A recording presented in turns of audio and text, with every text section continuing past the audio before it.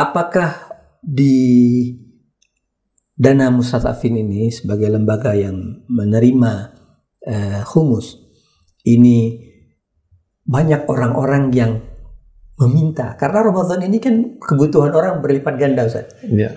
Bagaimana cara Dana Mustadafin mensiasati ini, Ustaz?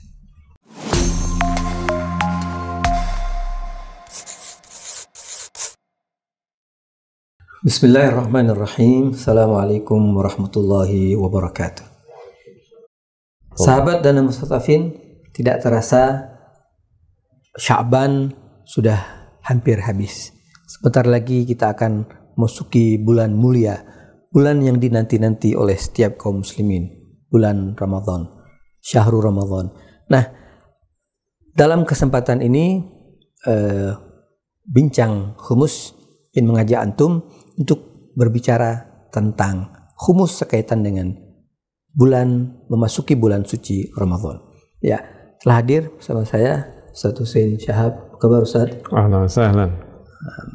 Alhamdulillah sudah bisa kembali duduk bersama antum ini, Ustaz. Terima kasih.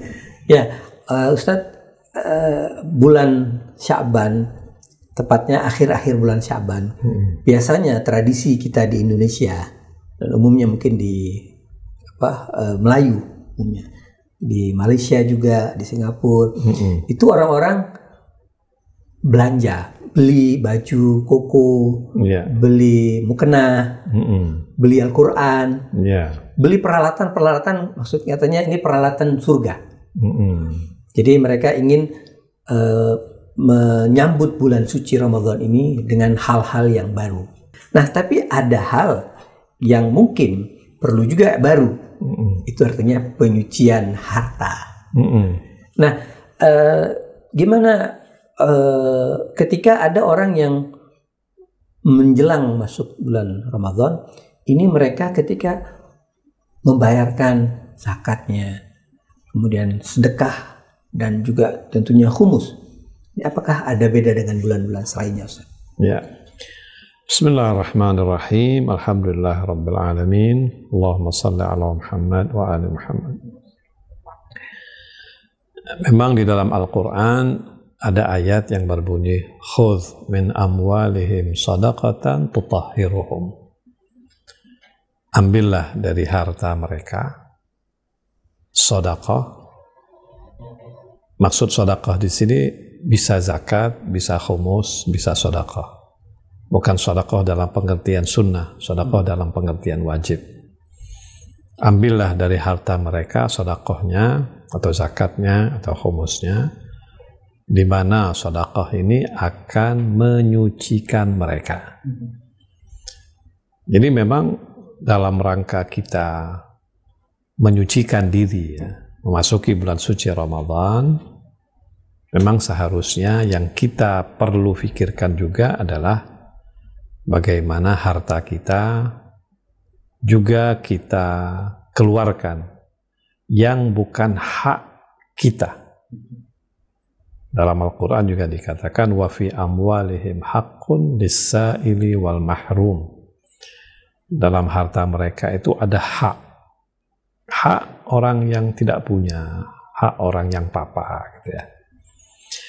Nah, ketika berbicara masalah zakat harta, memang ada khumus, ada zakat, ada sedekah. Khumus wajib, zakat wajib, sedekah sunnah. Ya. Kita jangan hanya mengamalkan yang sunnahnya, tetapi kita melupakan dan meninggalkan yang wajib. Ada sebagian orang rajin sedekah, tapi dia lupa zakat atau khumusnya. Nah, dalam fiqh Ahlul Bait yang paling utama itu adalah khumus.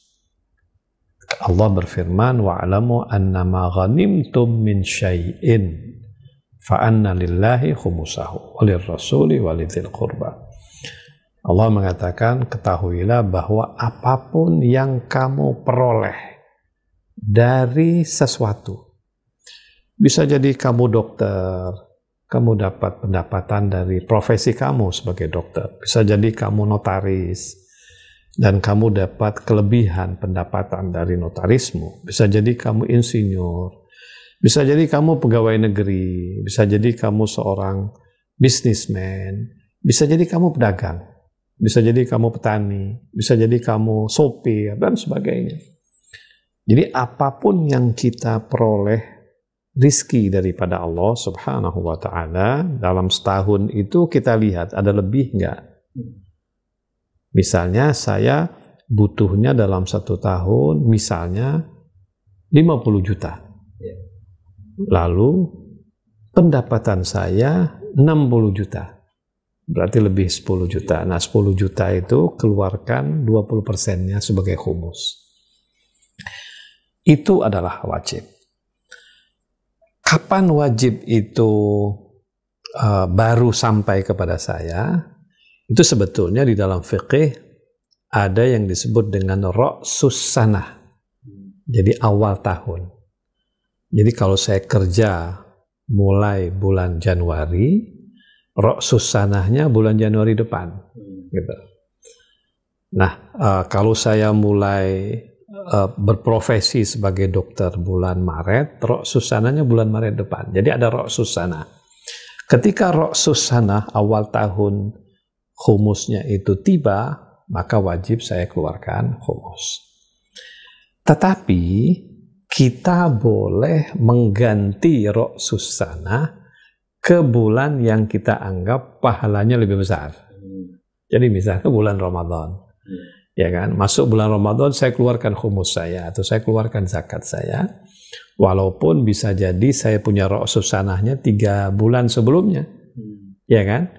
Tetapi yang sisa bulan itu ya saya bayar juga gitu. Tapi ra'sus sanah itu bisa dialihkan, ngambil berkah bulan Ramadan. Nah, kita di Indonesia memang lazimnya kebanyakan orang mau bayar khumusnya di bulan Ramadan. Mau bayar zakatnya di bulan Ramadan, mau sedekah lebih di bulan Ramadan. Kenapa? Karena memang bulan Ramadan itu dijanjikan oleh Rasul SAW pahalanya berlipat-lipat. Memang Ramadan itu adalah sebuah bulan yang mulia. Ramadan itu adalah sebuah bulan di mana Allah melipat gandakan pahala bagi orang yang baca Al-Quran, melipat gandakan pahala bagi orang yang sedekah, melipat gandakan bagi orang yang misalnya puasa, ngaji, ya, dan sebagainya. Nah, sehingga banyak orang yang ingin memperoleh pelipat gandaan pahala itu di bulan puasa. Tapi yang harus kita ingatkan adalah membayar khumus itu bukan kewajiban di bulan puasa. Membayar khumus itu adalah kewajiban ketika awal tahunnya tiba. Kalau memang ada kelebihan dari pendapatan. Tapi bisa saja mereka alihkan ke bulan Ramadan untuk memperoleh pahala-pahala yang berlipat ganda itu. Iya, itu bulan Ramadan itu bernafas saja tasbih. Betul. Tidur ibadah. Betul. Apalagi ini. Nah tadi itu saat antum, orang-orang itu ketika bulan Ramadan itu banyak mengeluarkan sedekah, orang banyak membantu orang iftar buka. Ini adalah hal-hal yang sifatnya sunnah. Tapi ada yang sangat penting dari situ semua adalah khumus. Ini adalah wajib. Artinya kewajiban ini tidak akan jatuh kecuali ketika dia sudah ditunaikan. Sementara sunnah itu dia lakukan, dia dapat pahala, enggak juga nggak apa-apa. Jadi memang banyak orang yang dia lebih memprioritaskan hal-hal yang sunnah. Sementara kewajibannya mereka tinggalkan, mereka abaikan. Apakah di Dana Mustadafin ini sebagai lembaga yang menerima khumus, ini banyak orang-orang yang meminta, karena Ramadan ini kan kebutuhan orang berlipat ganda, Ustaz. Orang mau siap-siap untuk, tadinya mungkin buka makan itu kan sendiri-sendiri, sekarang buka bersama berkeluarga, biayanya lebih, ada buka makan, kan nanti ada pembuka, penutup, Terus nanti ada juga persiapan untuk Idul Fitri, beli baju, beli macam-macam. Berarti kan otomatis permohonan bantuan ke dana mustadafin ini lebih besar dibanding bulan-bulan sebelumnya. Nah, bagaimana cara dana mustadafin mensiasati ini? Sebetulnya Yayasan Dana Mustadafin ini bergerak memang dalam hal filantropis ya, membantu para du'afa. Membantu para du'afa ini dalam banyak kesempatan itu tidak sama ya. Misalnya di musim libur sekolah, di musim awal tahun sekolah, biasanya Yayasan Dana Mustadafin itu banyak sekali mengalokasikan untuk pendidikan.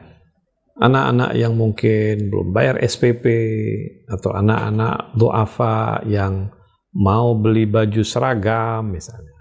Mau masuk sekolah, ya kan, dan sebagainya lah. Nah, ketika masuk bulan Ramadan, beda lagi seperti yang tadi Ustaz Muammar mengatakan. Ini mau buka puasa nggak ada uang misalnya gitu, atau mau sahur.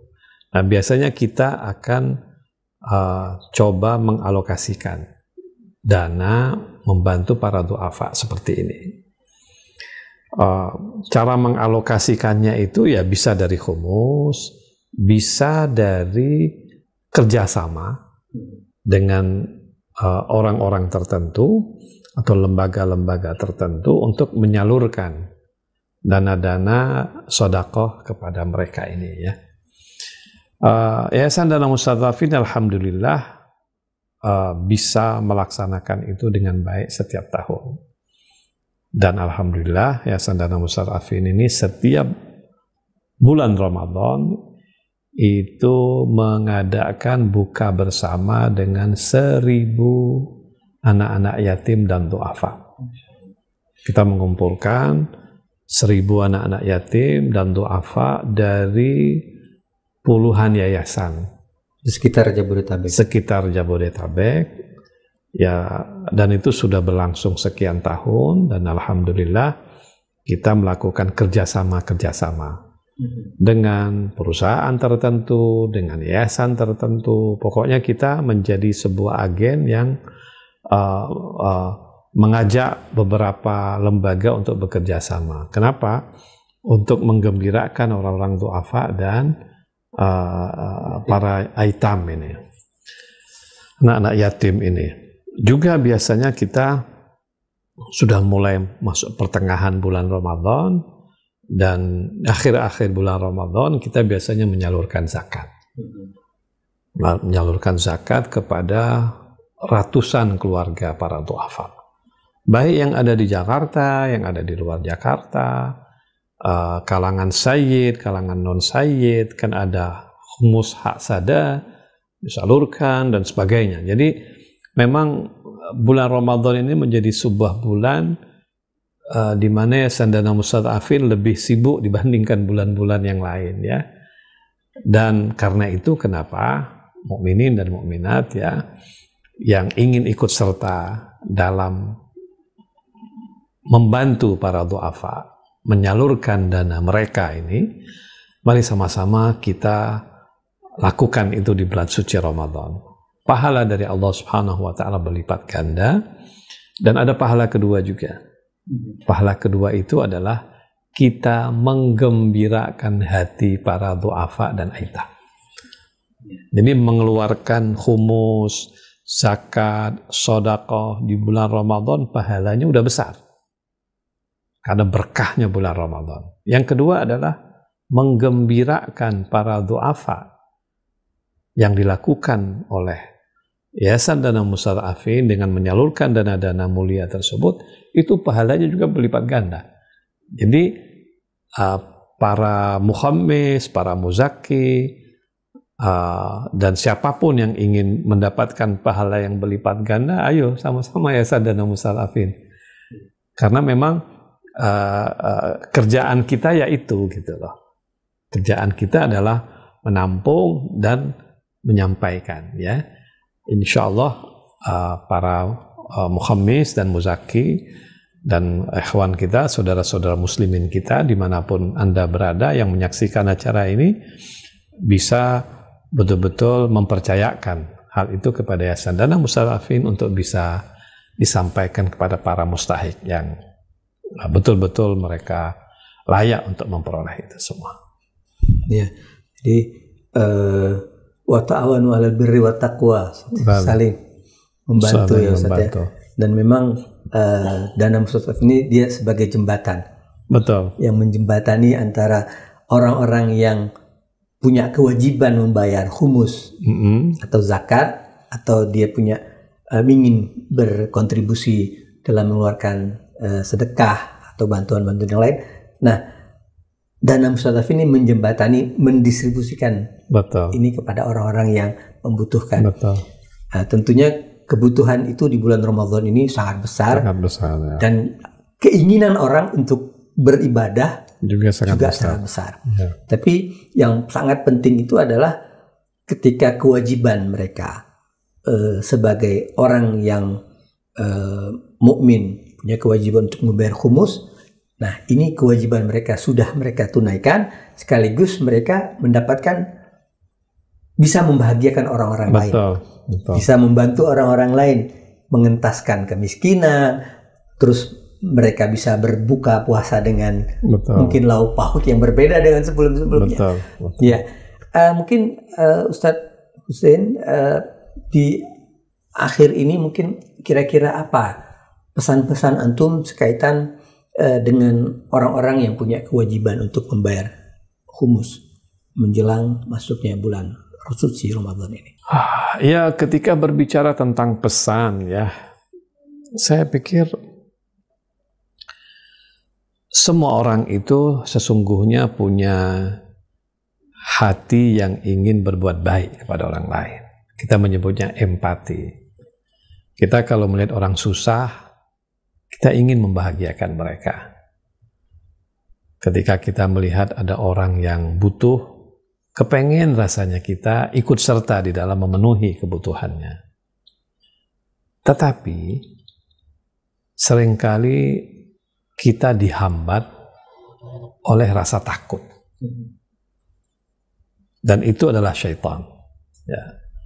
Takut apa? Takut nanti uang saya nggak cukup.